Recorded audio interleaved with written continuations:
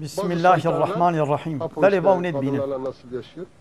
Serokê layıklık demokrasiye, komünistî, sosyalistî, tağûtê kanûnê beşerî wek hemû partiyê gunha halê hazır hene.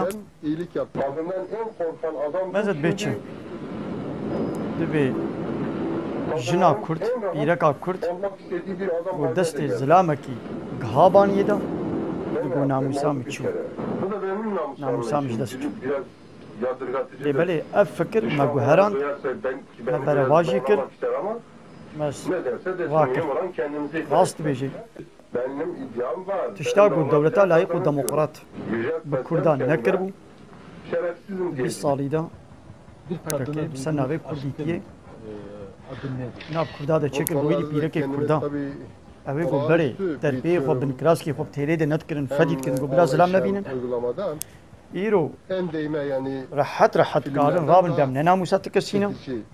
Dönüştürücü ilgileniyorum. O ji xeynî got zilamek destê xwe bide wa û destê xwe bidine zilamekî. Wa em ê bînin diva rêzefîlma da û diva şerefî kilama da û diva TikTok'a da û diva şanûa da kadınla ilişkilerim fazla ji awretê xwe dişteqilin. Behsa awretê xwe jî jinû mêr güzel dikin. kadını ortaya çıkarmak Türk jî aliman din içinde adeta got bi zimanê Kurdî çêr û xebera bikin.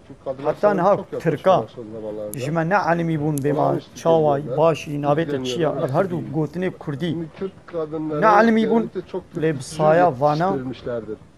û bê jina Kurd em ne namûsa tikesîne dibin rejîma layıklıkê demokrasiyê de û partiya navê Kurdîtiyê lê ji komünîstiyê re got xizmetê dike wê mijiyê de rabûne êd mêzeyê diva TikTok'a da Ve bu kanun çêrê pîs pev dikin genel kalmalı. jin û mêr derdkevin behsa awretê xwe dikin Hayvan hiçbir Kürt awretê jin û mêr dibêjin zürriyet sahibi Ve de şu daha Kudi hem hata de aile Kudi. kurup Tab kendini saya- gerçekleştirmek ister. Ben şimdi bu ev fikirden tev netîca uzağım. havê partiya layık û demokratê komünîst û Hayır ben her sosyalîst.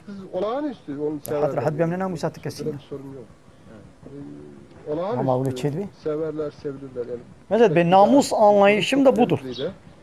Yani istediği gibi katılabilirler. fahm kirina mina Güzellikleri, hatta namusê fizik güzelliklerini dîtina mina ortaya namusê eva. Ya li cem te O eva. Avrupalılardan Li bile cem daha İslam, li ilerisi cem Allah gelir. Teala ne Ama eva. özgürleşirsen savaşla ki olur. Sevilirsin biraz daha fazla. Dibe bila pîrek Kendinizi sevdireceksin. güzellik ahwa Mümkün mü? a cinsi ya fiziki ortaya koymalıdır.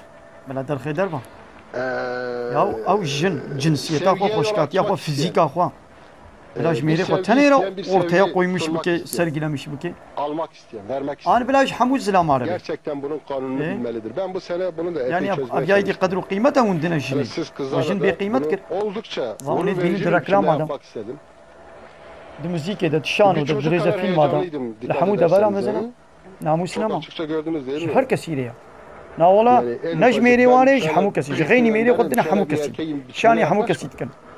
Nabînî di qîzê Kurda diva TikTok'a da. û diva sûk û bajara da, diva dawet û govenda da. û Ama diva şimdi Newroza da görüyorum û li ki hemû siz civaka.